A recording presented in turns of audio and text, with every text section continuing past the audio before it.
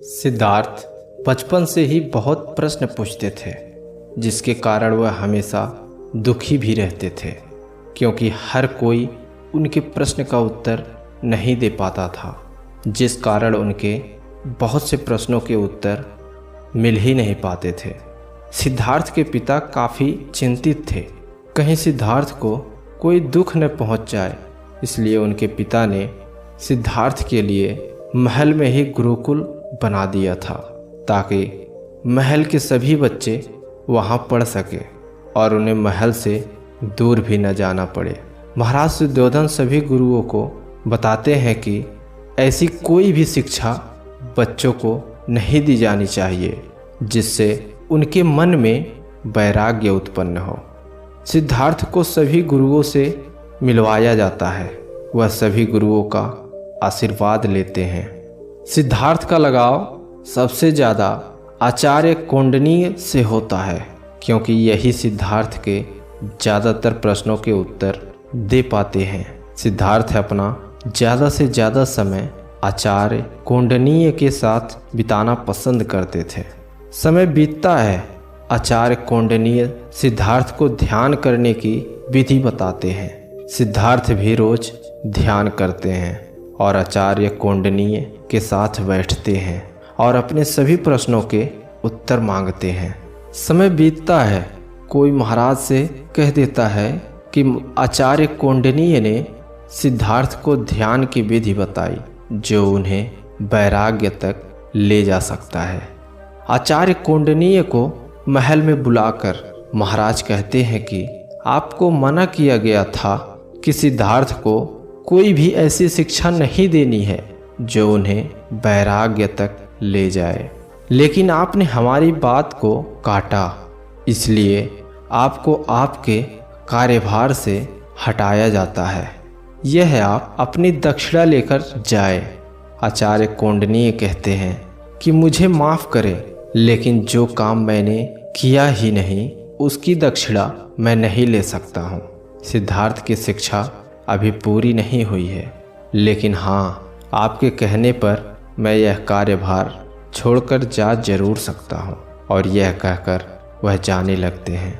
तभी महाराज कहते हैं, आचार्य कौंडिन्य, यदि आपने यह दक्षिणा नहीं ली तो यह मेरा अपमान समझा जाएगा। आचार्य कौंडिन्य दक्षिणा ले लेते हैं और लेकर बाहर निकल जाते हैं। बाहर जाकर वह दक्षिणा की पोटली कुलगुरु को दे देते हैं और कहते हैं, मुझे क्षमा करें कुलगुरु, लेकिन मेरे द्वारा सिद्धार्थ की शिक्षा अभी पूरी नहीं हुई है, मैं यह दक्षिणा नहीं रख सकता। कुलगुरु कहते हैं कि यह बात मैं जानता हूँ कि अभी सिद्धार्थ को आपने पूर्ण ज्ञान नहीं दिया, परंतु फिर भी आप इस दक्षिणा को रख लें। लेकिन आचार्य कौंडिन्य यह स्वीकार नहीं करते और वन की तरफ प्रस्थान करने लगते हैं।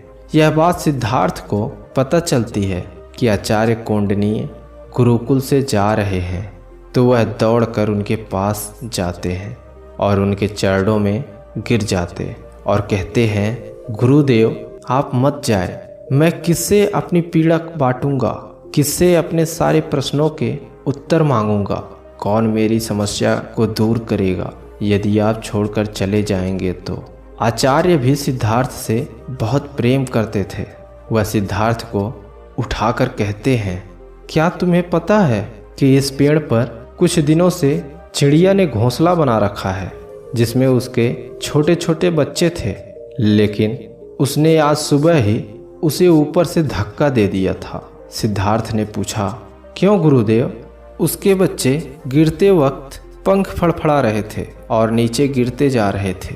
कुछ ही देर में वह उड़ने लगे और गिरने से बच गए और ऊंचे आकाश में उड़ गए।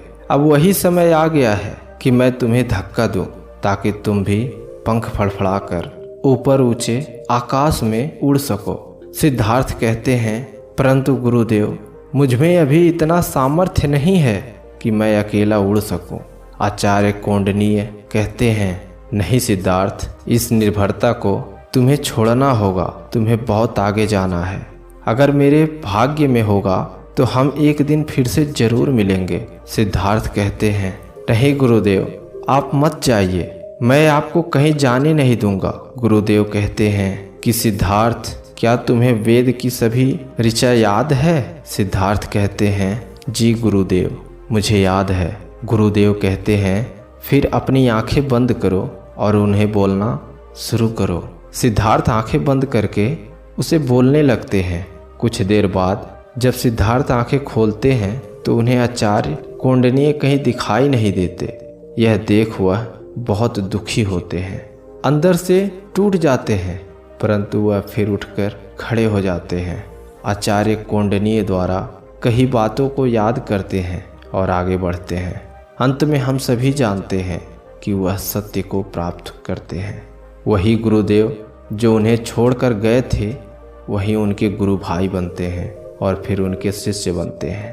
अगर सिद्धार्थ उस समय पूरी तरह टूटकर हिम्मत हार जाते और सब कुछ छोड़ देते कि उनसे नहीं होगा, तो शायद वह संभावना घटित नहीं होती जो भविष्य में हुई।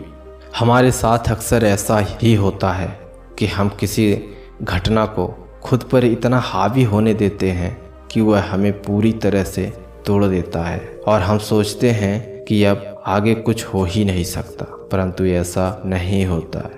अगर हम उठने का साहस करें तो संभावना हमारा इंतज़ार करती है।